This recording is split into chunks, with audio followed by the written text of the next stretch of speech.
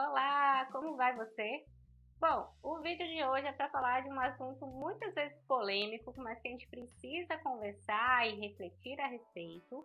Esse aqui não vai ser o único vídeo a respeito deste assunto, mas eu quero saber de você quais são as suas principais dúvidas quando a gente fala sobre as babás.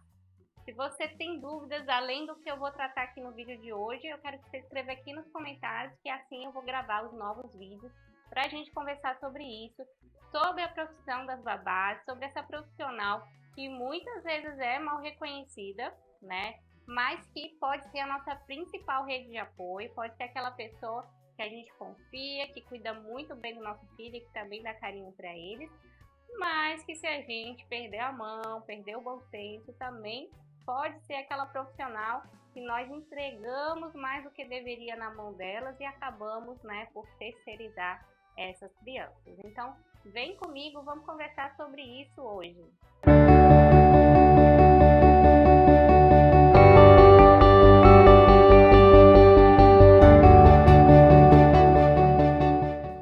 Se você não me conhece, eu sou a Bianca Amorim, eu sou psicóloga, coach de mães, idealizadora do programa Renascendo Após a Maternidade, do grupo terapêutico online Renascer. Eu sou mãe do Davi e do Lucas, e se você já acompanha aqui o canal, sabe que o Lucas e o Davi vieram num curto período de tempo, né? Somente 1 ano e 8 meses de diferença do meu filho mais velho, que é o Davi, para o Lucas.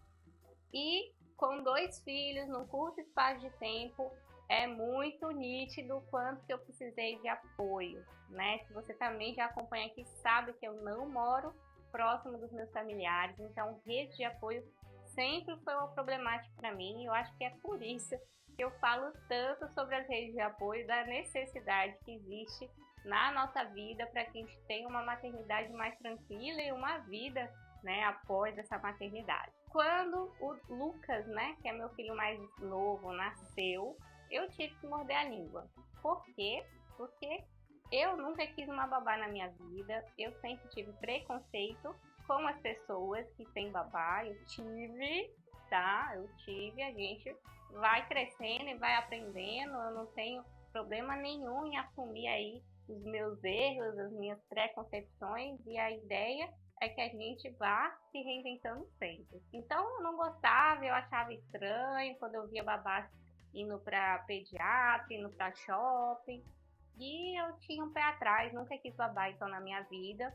Quando o Lucas nasceu, eu estava ali confiante de que eu daria conta dos dois. O Davi já estava indo para a escola meio período, e na minha ideia de grávida, de gestante, também com a minha, né, pré-concepção da primeira maternidade, o Lucas ia dormir super bem ao longo do dia, aí nos primeiros meses de vida, né, e eu ia ter um tempo de qualidade com o Davi no período da tarde.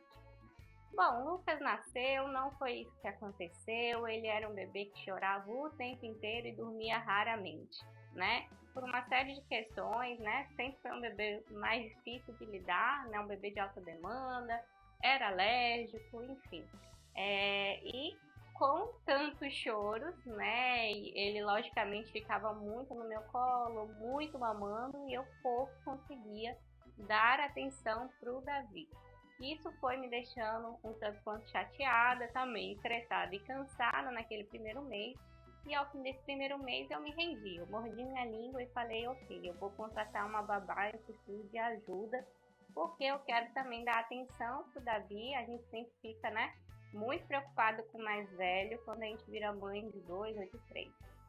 E assim foi, eu fui atrás de uma babá, contratei uma pessoa para me ajudar, e aí veio a primeira dúvida, né?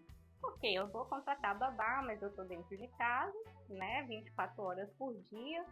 O que eu dou na mão dela, né? O que eu não dou na mão dela? Será que eu vou terceirizar o meu filho? Essa era a minha grande preocupação, era por isso que eu tinha tantos preconceitos com a babá, porque eu tinha uma falsa noção de que ter uma babá era obrigatoriamente terceirizar uma criança, e eu percebi que não é bem por aí. Então, o que aconteceu foi que eu me dei conta que para ter uma babá dentro de casa, num primeiro momento, eu ia ter que fazer tudo e ela ia só observar. E eu tinha que aceitar isso, eu tinha que ficar tranquila com isso, de que ela estava ali só para me observar no primeiro momento. Depois, no segundo momento, eu percebi que não, eu ia ter que fazer o inverso, eu ia ter que entregar tudo na mão dela, tudo mesmo, todos os cuidados, eu ia só observar. Pra ver se ela estava fazendo aquilo, né, as atividades, as rotinas da forma como eu gostaria, e eu tinha que ficar bem com isso. Não era terceirizado, eu estava ali observando, eu precisava ver se ela tinha compreendido os cuidados da forma que eu queria. Eu tive que perceber, né, no terceiro momento, que o que faria total a diferença para que eu não terceirizasse essas crianças na mão da babá era o meu bom senso. Era eu saber quando eu realmente precisava do apoio dela, né, e quando eu realmente não precisava do apoio dela, né? Então eu tinha assim uma preocupação grande de que os cuidados principais continuassem na minha mão, então dar banho, dar comida, tudo aquilo que geralmente a gente quer delegar, mas que é muito importante que a gente tenha, né, contato, né, que a gente realmente faça. Eu tinha esse cuidado, principalmente nos primeiros meses de vida do Lucas, né? E com o tempo, né, a gente vai amadurecendo também, a gente também vai criando laços e vínculos com essa pessoa que está trabalhando comigo, e eu comecei a perceber que em alguns momentos ela podia assumir esses cuidados e que eu ia fazer outra coisa, porque eu precisava do meu tempo de individualidade. Então, é importante falar que em alguns momentos ela vai sim assumir esses principais cuidados para você ir fazer uma unha, para você ir no cinema, e tá tudo certo. Isso não significa terceirizar, desde que você não vá no cinema todos os dias, fazer a unha todos os dias, enfim, desde que você não fique todos os dias fora de casa deixando ela, né, fazer as principais funções, a não ser salvo que você trabalha, né? E aí a gente está falando de um outro assunto, né, que a gente pode até gravar um outro vídeo falando das mães que trabalham, que precisam de babás, tá? E aí é um outro capítulo. Mas se você é uma mãe que está dentro de casa, né, principalmente está ali de licença maternidade, mas está com uma babá, eventualmente vai deixar os seus principais cuidados na mão dela para que você faça algo para si, para que você retorne sua individualidade. E você precisa compreender e aceitar que muitas vezes vai acontecer o contrário. Você vai estar disponível, e isso vai acontecer muito, né? Você vai estar dentro de casa, vai estar disponível, vai estar ali entregue para aquela criança para continuar com os cuidados básicos, e a babá não vai estar fazendo uma atividade ali, né? Pode ser que seja, às vezes, até fazendo uma atividade ali de lavar roupa, de cuidar do quarto e tal, uma parte mais burocrática, vamos assim dizer, e pode ser que chegue em algum momento que ela não faça nada. E você tá ali com as crianças, tá assumindo, né, os cuidados, e você vai ter que aceitar que em alguns momentos isso vai acontecer.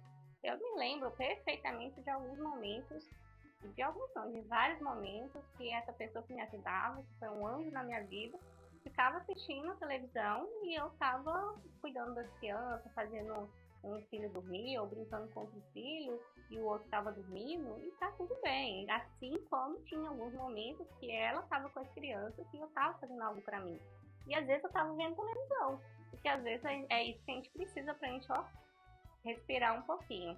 Então, o que faz a diferença, o que realmente vai diferenciar uma mãe que tem uma babá, mas terceiriza ou que não terceiriza, é o bom senso dela. É saber quando ela realmente precisa de ajuda e ela vai pedir ajuda, e saber quando ela não precisa de ajuda e que essa pessoa que está ali na casa dela pode ficar sem fazer nada e que tá tudo bem, ela tá, né, pagando para que ela esteja ali quando for necessário, quando essa mãe realmente não tiver possibilidade de fazer ali os cuidados com a criança.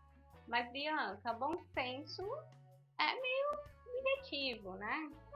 Realmente. O bom senso vai, né, de cada um, é subjetivo. O termômetro vai ser a sua consciência. Quando você tiver com a consciência tranquila de que aquele momento você realmente precisa de ajuda, você vai utilizar o seu bom senso. Quando você sabe, você quer realmente estar presente na vida daquela criança, você vai utilizar o seu bom senso. O importante é não utilizar o serviço da babá para justificar as horas de trabalho dela. Vai ter momentos que ela vai ficar sem fazer nada e você vai ter que aceitar isso na sua vida se você não quiser terceirizar o seu filho. Bom, o vídeo de hoje era esse, eu espero que você tenha gostado. E reitero o convite. Quer saber mais sobre babás? Tem mais dúvidas sobre babás? Quer que eu fale sobre babás para as mães que trabalham fora? Deixa aqui nos comentários, me mostra o seu interesse e muito em breve eu volto aqui com mais vídeos falando sobre babás. Um grande beijo. Tchau, tchau.